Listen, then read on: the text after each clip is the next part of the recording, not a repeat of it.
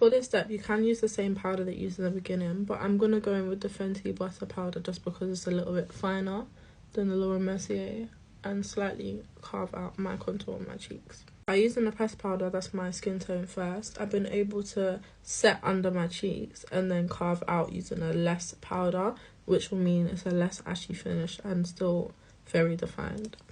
Then I'm going to go in with my MAC Mineral Dark Deepest Bronzer all over my forehead and my cheeks.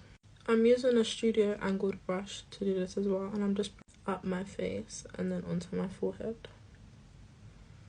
I also bring it down here slightly as I have a slight natural contour, but I only want it to be subtle on this part, that's why I only use the powder.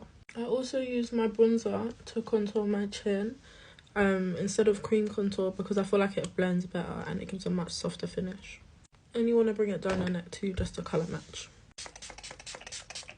Now that my concealers sit for long enough, I'm going to go back in with this concealer brush and just pat it in place.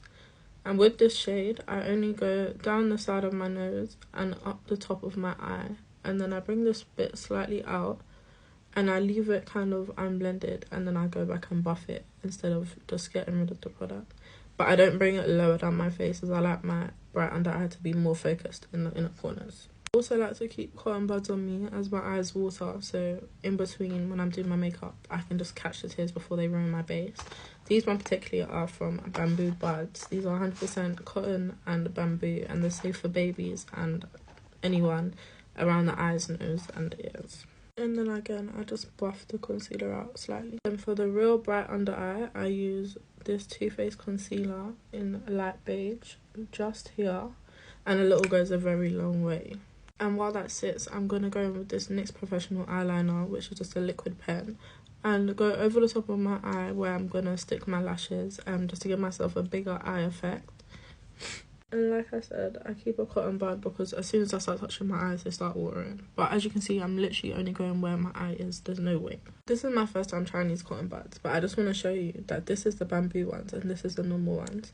These are a lot better because when I use these ones, I always end up with lint in my eye, which doesn't help with the eye watering, but just want to let you know. I just go with a short little cat eyelash, any style lash, and stick it on. I am still using bonding glue, but I would recommend Duo. Then I'm just going to go in with a black waterline pencil and just rub it on my waterline. I don't even know what one this is. Anyone will work. For some reason, I can't do it with my eyes open, so I just close them and roll it back and forward. That might help if you struggle.